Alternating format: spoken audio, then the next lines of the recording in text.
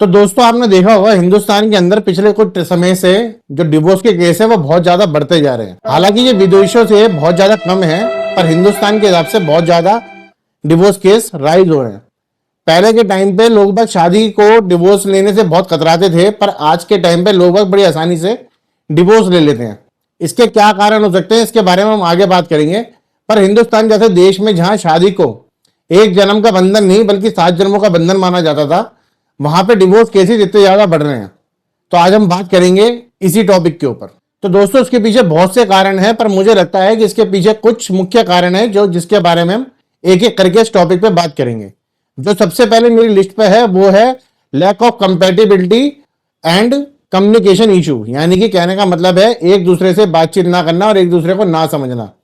आज के टाइम पे आपने देखा होगा लोग बात सोशल मीडिया पे ज्यादा टाइम बिताते हैं अपने पार्टनर की जगह, यानी कि अगर उनको कोई दुख परेशानी है तो वो आपस में ही घुटते रहते हैं, आपस में बताएंगे नहीं। अगर हम ऐसा नहीं करेंगे, अपनी दुख परेशानी एक दूसरे के साथ साझा नहीं करेंगे, तो हमारे बीच में गैप बढ़ता ही चले जाएगा और एक दिन ऐसा आएगा कि हम मजबूर हो जाएंगे और हमें तलाक लेना पड़ेगा। तो ये कारण है दोस्तों, जिसके चक्कर में जिसे हम कहते हैं लैक ऑफ कंपेटिबिलिटी और कम्युनिकेशन इशू, यानी कि दोनों के बीच में बातचीत होना बहुत जरूरी है।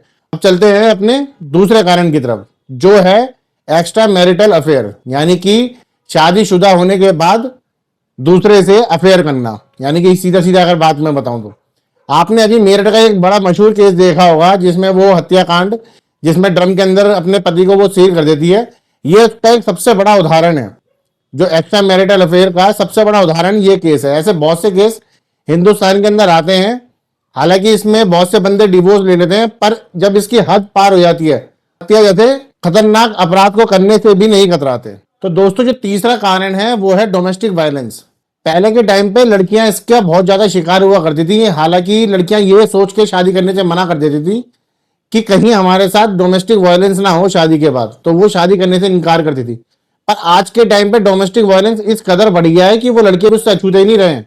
आज के टाइम पे वो भी शादी करने से मना कर दे रहे हैं, और ये इसका खौफ इस कदर बढ़ गया है कि लोग बाग शादी करते हैं तो ये सोच सोच के डरते हैं कि कहीं बाद में जाके डोमेस्टिक वायलेंस का हम शिकार ना हो जाएं। ये भी एक बहुत बड़ा मुख्य कारण है डिवोर्स होने का, जिसका एक जीता जाता सबूत था अतुल सुभाषजिया के, जो बैंगलोर में इंजीनियर थे। इसमें चौथा है फैमिली का दखल, यानी कि जो परिवार होते हैं, चाहे वो लड़के के साइड के हों चाहे वो लड़की के साइड के हों। आज के टाइम में आपने देखा होगा जितने भी कपल्स होते हैं वो मोस्टली शादी के कुछ ही टाइम बाद सेपरेट हो जाते हैं और अलग रहने लगते हैं। उसके बाद होता क्या है, जो शादी के बाद जो लड़की के घर वाले या लड़के के घर वाले बीच में दखल करने लग जाते हैं। कैसे स्टार्ट होता है? फीमेल कम्स फर्स्ट शो नहीं करती, महीना 2 महीना 4 महीना तो देखा जाता है। वो देखती है कि यार ये जो पति है ना, ये ठीक है, लेकिन ये ना इसकी माँ कुछ नौटंकी करती है।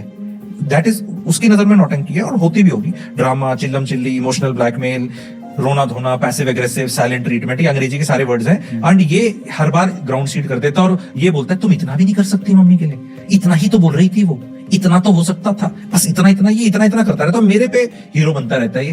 तो ये ड्रामा करने की और ये न्यूसेंस करने की वैल्यू तो मेरे अंदर भी है, क्योंकि वो स्त्री है तो मैं भी स्त्री हूँ, और स्त्री कुछ भी कर सकती है। डायलॉग हमने सुना है, ठीक है। और तीसरी स्त्री उसकी माँ है, जो उसकी कोच है। एक्चुअली होता क्या है ना दोस्तों, की जो लड़की की माँ है वो उसके जिगर का टुकड़ा है भाई, उसका तो बच्चा है वो, और उसने बड़े नाजों से पाला है। वो यही चाहती है कि जब मेरी लड़की किसी और के घर में जाए तो वो भी बड़े प्यार और सुख से पले। पर ऐसा होता नहीं है। होता क्या है कि अब लड़की दूसरे घर में जाती है तो उसको एडजस्ट होने में थोड़ा टाइम लगता है। इसमें होती ही या तो लड़की की माँ है या फिर लड़के की माँ है। इन दोनों माओं में से कोई ना कोई होता है जो बीच में दखल डालता है, और एंड में ये होता है कि उसका रिश्ता टूटता है और बात आ जाती है तलाक तक। और दोस्तों जो पांचवा है वो है फाइनेंशियल प्रॉब्लम। देखिए दोस्तों, जब शादी होती है ना तो लड़के वाले बताते हैं ना ही लड़की वाले बताते हैं।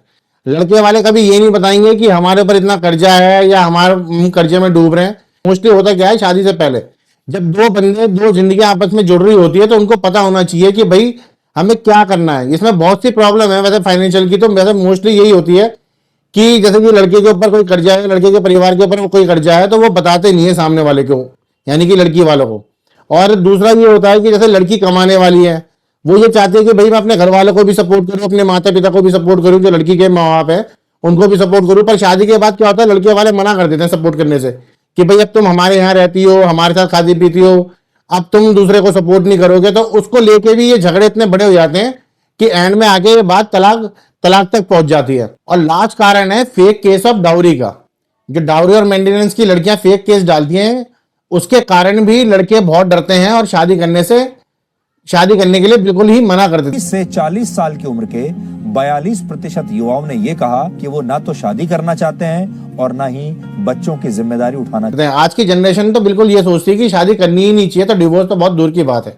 इसलिए भी ये बहुत से हो रहा है। और जो शादी करते हैं तो उनके ऊपर फेक केस डाल दिए जाते हैं। जैसे कि आपने एक केस सुना होगा कि एक लड़की जो खुद 1.25 लाख रुपए महीना कमाती है और अपने एक्स हस्बैंड से 40 लाख रुपए पहले ले चुकी है, और अपने सेकंड हस्बैंड के ऊपर उसने दोबारा से मेंटेनेंस का केस डाल दिया। यानी कि सरासर उसने इस सारे केसेस को अपना बिजनेस बना के रखा हुआ है।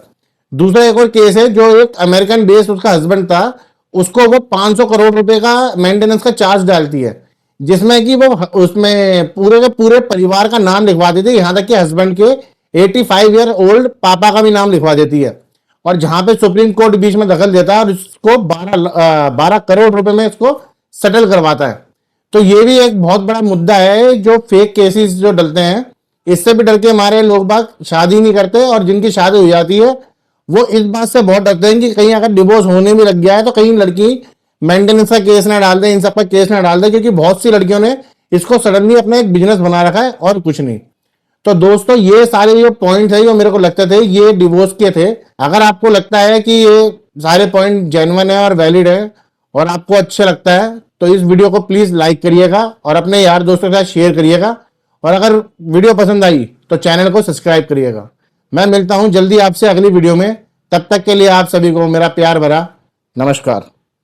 आज के लिए फिलहाल इतना ही। आपकी तरह मैं भी मायूस हूं, लेकिन उम्मीद पर दुनिया कायम है। दिल दुखा है लेकिन टूटा तो नहीं है, और उम्मीद का दामन छूटा तो नहीं है।